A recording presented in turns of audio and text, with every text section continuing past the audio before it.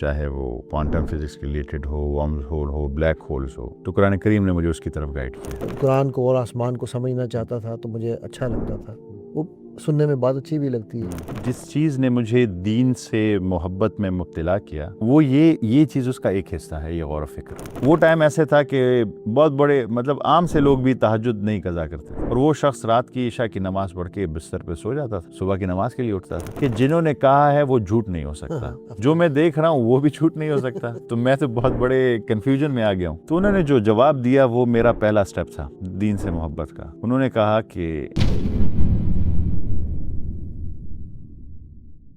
السلام علیکم ورحمۃ اللہ وبرکاتہ۔ اللہ کے نبی صلی اللہ علیہ وسلم نے فرمایا کہ جو بندوں کا شکریہ ادا نہیں کرتا وہ رب کا شکر ادا نہیں کر سکتا۔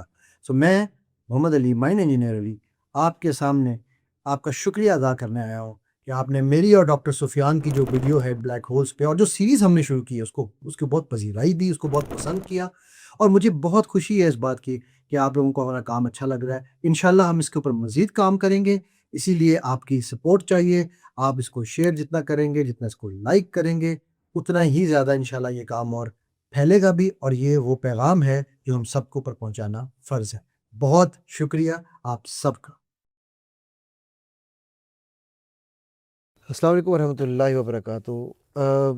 میں ڈائریکٹ کوسچن کی طرف جاؤں گا۔ سفیان بھائی، ہم نے کافی ڈسکشنز کی، آپ کے اس جرنی کے اوپر ڈسکس کیا، کوئی سوالوں پر ڈسکس کیا۔ مجھے یہ بتائیے کہ آپ کی اسٹڈی ماشاءاللہ کافی ورسٹائل ہے، ٹھیک ہے؟ آپ نے وارم ہول سے لے کے تو کوانٹم فزکس سے لے کے تو پتہ نہیں مولیکولر بایولوجی سے لے کے ہر چیز تقریباً آپ نے اپنی اسٹڈی میں لائے، جبکہ آپ کا پروفیشن یہ نہیں تھا، ٹھیک ہے؟ جس طرح میں میکینیکل انجینئر ہوں، میرا وہ پروفیشن تھا، لیکن میری اسٹڈی اللہ نے جو بھی کرائی، بٹ اب یہ اس طرف آئے۔ آپ کی وہ کیا انسپریشن ہے کہ آپ نے اس کمبینیشن کو نمبر ون، ایک تو اتنا کہ آپ نے بتایا کہ جی وہ میں قرآن کو اور آسمان کو سمجھنا چاہتا تھا تو مجھے اچھا لگتا تھا، وہ سننے میں بات اچھی بھی لگتی ہے، لیکن وہ کیا چیز تھی کہ جس میں آپ نے سوچا کہ میں سیکھ رہا ہوں، پہلے میں اس کو سیکھوں ان ڈفرینٹ زاویوں سے، اور پھر میں اس کو پبلک میں پہنچاؤں۔ ایک تو میں یہ جتنی چیزیں میں نے سیکھی ہیں، چاہے وہ کوانٹم فزکس کے ریلیٹڈ ہو، ورمز ہول ہو، بلیک ہولز ہو، تو قرآن کریم نے مجھے اس کی طرف گائیڈ کیا۔ ٹھیک ہے، وہاں کوئی سوال ہوتا تھا، اس پہ میں سوچتا تھا تو اس پر چلا جاتا تھا۔ پر جو میری انسپریشن ہے، جس چیز نے مجھے دین سے محبت میں مبتلا کیا، وہ یہ چیز اس کا ایک حصہ ہے، یہ غور و فکر۔ ٹھیک ہے، اس کا ایک اور سائڈ بھی ہے جس نے مجھے بہت زیادہ اٹریکٹ کیا دین کی طرف، میری محبت اس سے بڑھ گئی، اور وہ ہے حضرت محمد صلی اللہ علیہ وآلہ وسلم کی سیرت، ان کے اخلاق۔ زبردست۔ دیکھیے، حضرت محمد صلی اللہ علیہ وآلہ وسلم مسجد نبی میں بیٹھے ہوئے ہیں، صحابہ کرام ان کے آس پاس بیٹھے ہوئے ہیں، اور ایک شخص چل کے آتے ہیں تو حضرت محمد صلی اللہ علیہ وآلہ وسلم کہتے ہیں جنتی، دیکھو جنتی آیا۔ دوسرے دن پھر آتے ہیں تو کہتے ہیں جنتی آیا۔ تیسرے دن پھر یہی وہی سناتی کہ جنتی آیا۔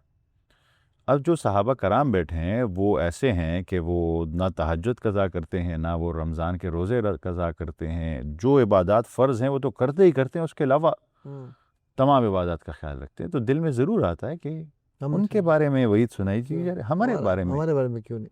ان میں ایسا کیا ہے؟ تو ان میں سے ایک حضرت عبداللہ بن عمر جو ہے وہ جو ہے ان کے گھر مہمان بن جاتے ہیں بہانے سے کہ پتہ لگاؤں کیا راز ہے، وہ راز کیا ہے جس کی وجہ سے۔ تو وہ ٹائم ایسے تھا کہ بہت بڑے عام سے لوگ بھی تہجد نہیں قضا کرتے تھے، اور وہ شخص رات کی عشاء کی نماز پڑھ کے بستر پہ سو جاتا تھا، صبح کی نماز کے لیے اٹھتا تھا، کوئی خاص عمل نہیں، کوئی خاص روزہ نہیں۔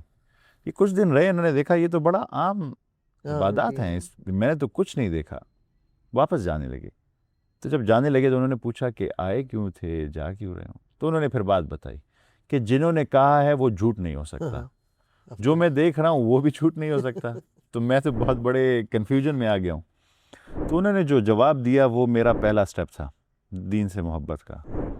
انہوں نے کہا کہ مجھ میں تو کوئی ایسی خاص عبادت میں نہیں کرتا، جو آپ نے دیکھا ہے وہی ہے۔ ہاں ایک چیز ہے کہ میں اپنے دل میں کسی کی نفرت نہیں پالتا، رات کو سب کو معاف کر کے رات کو جب میں سوتا ہوں تو سب کچھ بلا دیتا ہوں۔ دیکھیں ہمیشہ آتا ہے، دل خفا ہوتا ہے، اداس ہوتا ہے، پر آپ مائنڈ سائنٹسٹ ہیں یا مائنڈ انجینئر ہیں, آپ کو بہتر پتہ ہے کہ وہ رہتا بڑے کم ٹائم کے لیے. بالکل.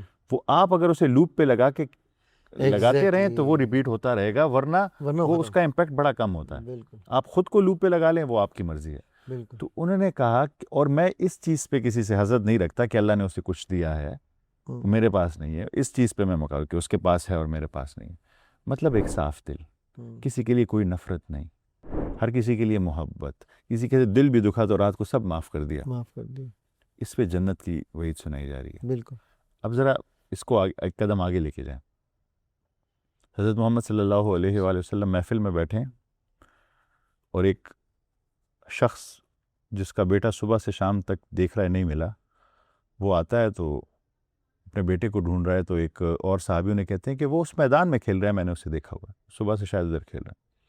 جب یہ مڑتا ہے تو حضرت محمد صلی اللہ علیہ وآلہ وسلم اسے کہتے ہیں کہ اپنے بیٹے کو دور سے آواز مت دینا. اب کیوں آواز مت دینا, ذرا اس کو آپ سمجھیے گا. بہت امپورٹنٹ پوائنٹ ہے. اس کو دور سے آواز اس لیے مت دینا کہ تم نے صبح سے اپنے بیٹے کو نہیں دیکھا. تمہارے آواز میں, تمہارے دل میں جو محبت ہوگی, جو درد ہوگا, ایسا نہ ہو کہ اس میدان میں, اس گراؤنڈ میں کوئی یتیم بچہ ہو اور تمہارے وہ باپ والے پیار کو دیکھ کے اس کا دل درد کر اٹھے کہ کاش میرا کوئی باپ ہوتا جو مجھے اس طرح سے بلاتا. اس احساس کے درجے کو صرف آپ دیکھیے. یہ تو اینڈ ہے نا. ہم آج کل کیا کرتے ہیں, ہم تو بات کرتے اسی لیے ہیں کہ اس سے کسی کو درد پہنچے, تکلیف پہنچے, اور یہ ہے کہ ان انٹینشنلی بھی ایسی بات نہیں کرنی کہ کسی کو تکلیف پہنچ جائے. بالکل. اب یہ واقعہ میں یہ اس لیے بتا رہا ہوں کیونکہ یہ میری زندگی بدلتے گئے, یہ چیزیں آہستہ آہستہ آتی گئی, بدلتے گئے. حضرت عائشہ رضی اللہ عنہ سے ایک دفعہ حضرت محمد صلی اللہ علیہ وآلہ وسلم نے کہا کہ جو کچھ پوچھنا ہے پوچھ لو. اچھی طبیعت ہے, جو کچھ پوچھنا ہے پوچھنا, مطلب اور اما عائشہ پوچھنا میں چاہتی نہیں تھی. تو انہوں نے کہا یہ جو موقع ہے تو یہ کوئی بڑا قیمتی موقع ہے. تو اپنے والد صاحب کے پاس گئی, حضرت ابوبکر کے پاس, کہ ان سے مشورہ کرتی ہیں کہ ایسا کیا پوچھوں, اتنا زبردست موقع ہے کہ جو بھی پوچھنا ہے پوچھ لو. تو انہوں نے ان سے کہا کہ معراج کے واقعے کے درمیان جو آپ کی اور اللہ تعالیٰ کی باتیں میں, اس میں سے ایک بات بتا دیں, جو وہ ایسی بات ہے کسی کو نہیں پتہ, وہ پتہ کر دیں. تو انہوں نے کہا یہ بڑا اچھا سوال ہے, یہ پوچھ. تو انہوں نے جب یہ سوال پوچھا, وہ جو جواب ہے وہ بڑا قیمتی ہے. تو انہوں نے جو بات بتائی کہ جو ہوئی, ان میں سے ایک بات وہ یہ تھی کہ اگر کوئی کسی کا ٹوٹا ہوا دل جوڑ دے, دکھ سے بھرا ہوا, درد سے بھرا ہوا, تو میں اسے جنت دے دوں گا. اور پھر وہ لکھنے والے لکھتے ہیں آگے, پھر یہ بھی سوچئے کہ اگر کسی نے کسی کا دل توڑا تو کیا ہوگا, اسے تکلیف پہنچائی, اسے درد پہنچایا, تو پھر اس کے ساتھ کیا ہوگا. ہم لوگوں نے حضرت محمد صلی اللہ علیہ وآلہ وسلم کی عبادات کو تو رکھا, پر ان کے اخلاق کو, ان کی سیرت کو, ان کے لوگوں کے ساتھ جو بیہیویئر تھا, معاملات کو چھوڑ دیا. یہی تو اتنا امپورٹنٹ پوائنٹ ہے نا کہ the more you know him, the more you fall in love with him. میرا یہ پوائنٹ تھا کہ اتنا احساس, میں خود, مجھے لگتا ہے میں بڑا احساسی بندہ, مجھ میں بڑا احساس ہے. ابھی تھوڑی دیر پہلے آپ کا میں ویٹ کر رہا تھا, میری ویڈیو, تو کتے کی بڑی درد میں چلانے کی آواز آئی, دور سے آ رہی تھی تو میں سمجھ نہیں پا رہا تھا. پھر وہ آواز تھوڑی تیز ہوئی تو میں بے چین ہو گیا, میں بھاگا باہر. تو وہاں سے 2 بچے آ رہے تھے کہ ہمارا کتا چوہے کو چیس کر رہا تھا تو جلتے ہوئے تندور میں گر گیا ابھی. اور مجھ سے پہلے جو یہ ہمارے ساتھ لڑکا ہوتا ہے پتا, یہ بھاگ کے وہ لکڑی لے کے اسے نکالنے کی, وہ گرم تندور تھا, نکالنے کی کوشش کر رہا تھا. میں آپ کو اس ٹائم اپنی کیفیت بتا نہیں سکتا تھا کہ میں نہ قریب, کیونکہ وہ اس کو میں نے دیکھ لیا کہ یہ جل رہا ہے, اس کو کیسے دیکھ پاؤں گا میں. وہ اللہ تعالیٰ نے بڑا رحم کیا کہ وہ ٹھیک ٹھاک نکلا, بس اس کے کچھ بال جلے اور بڑا جلدی میں وہ نکل آیا. پر اس چیز سے میں ابھی تک نہیں نکل پایا, اس پورے سیناریو سے. وہ بچ گیا وہ کتا. تو مجھے لگتا ہے میں بڑا احساس ہوا ہوں. پر یہ درجہ احساس کا کہ میں کوئی آواز دوں اور اس سے کھڑے آس پاس لوگوں کو بھی یہ اندازہ نہ ہو جائے اب جو حضرت حمزہ تھے انہیں جنہوں نے شہید کیا تو حضور پاک ہاں تو حضرت محمد صلی اللہ علیہ وآلہ وسلم نے کہا کہ انہیں میرے سامنے مت لانا. حدیث اتنی بیان کی جاتی ہے. میرے ٹیچر ہیں ڈاکٹر عمران ایم سائنسز کے, وہ بہت زبردست انسان ہیں. انہوں نے یہ حدیث مجھے پھر پوری سنائی کہ انہوں نے کہا کہ وہ نے میرے سامنے اس لیے مت لے آنا کیونکہ جب وہ مجھے دیکھیں گے تو وہ شرمندہ ہوں گے. میں نہیں چاہتا کہ وہ شرمندہ ہو, کیونکہ ہر دفعہ جب وہ مجھے دیکھیں گے تو وہ شرمندہ ہوگا, اسے وہ گلٹ ہوگا. تو اس کا احساس کر رہے ہیں, اپنا نہیں کر رہے کہ مجھے درد ہوگا, اس کا احساس کر رہے ہیں. یہ احساس کا بہت بڑا درجہ ہے. حضرت علی رضی اللہ تعالیٰ عنہ کہتے ہیں کہ کسی نے پوچھا کہ کیسے پتہ لگائیں کہ کون کتنا قیمتی ہے, کہتے ہیں جس میں جتنا احساس ہے وہ اتنا قیمتی ہے.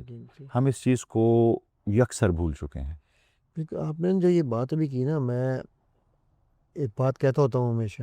میں نا ابھی عمرے پہ گیا ہوا تھا, تو آپ کو پتا ہم لوگ زیارتوں پہ جاتے ہیں کس لیے؟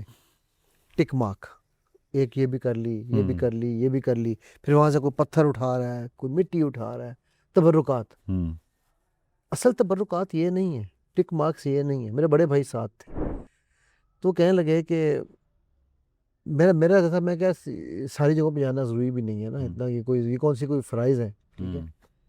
تو کہتا ہے یار علی ایک کام کرتے ہیں, جب ہم جہاں جا رہے ہیں نا وہاں پہ ہم نے یہ دیکھنا ہے کہ وہ کیا ہستی تھی محمد صلی اللہ علیہ وسلم کی.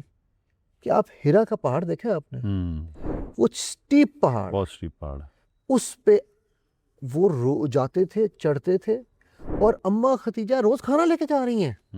وہ کیا لوگ تھے اور وہ کیوں کرتے تھے؟ میرے اور آپ کے لیے سور میں وہ غار پہ چڑھنا. بیٹا میرا ماشاءاللہ جوان بیٹا, وہ 3 گھنٹے کے بعد ہیلپ کر کے آ رہا تھا, ٹھیک ہے.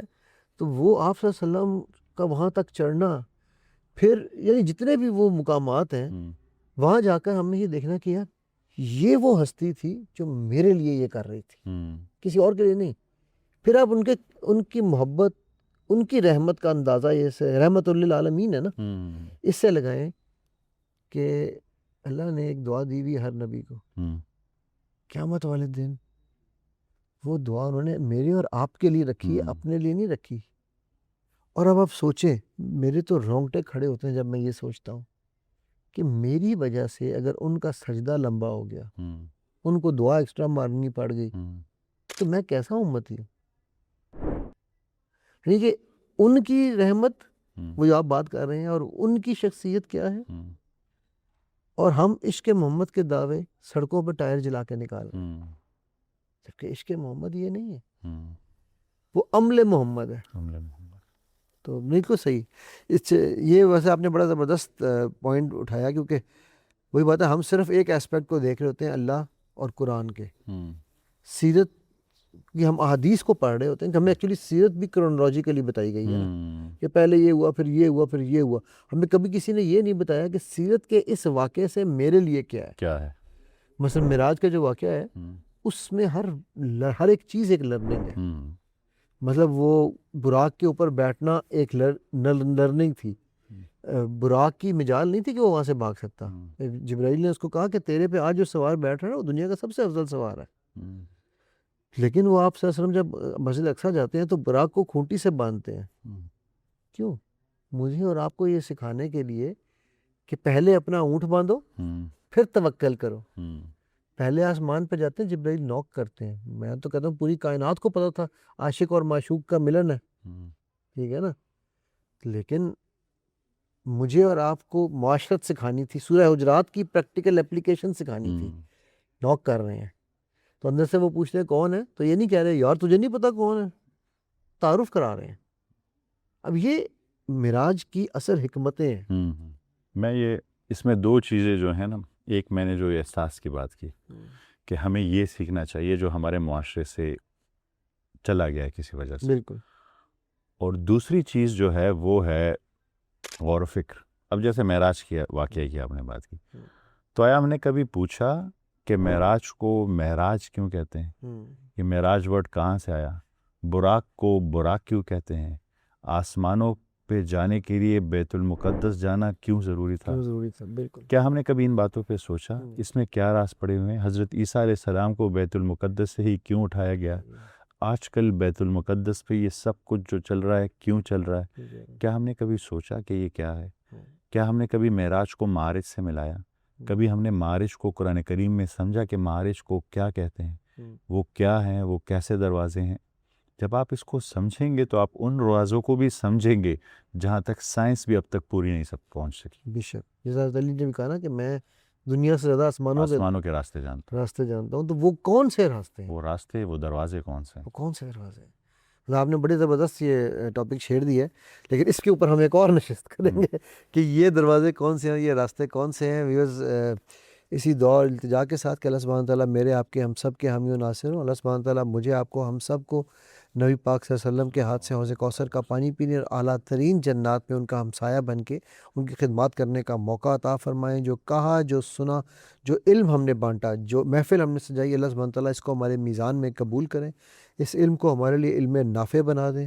اللہم انی اسألک علما نافعا ورزقا طیبا وعملا متقبلا، اور ہم سب مل کر جنت الفردوس الاعلیٰ میں اکٹھے ہو کر وجہ الکریم دیکھیں۔ السلام علیکم ورحمۃ اللہ وبرکاتہ۔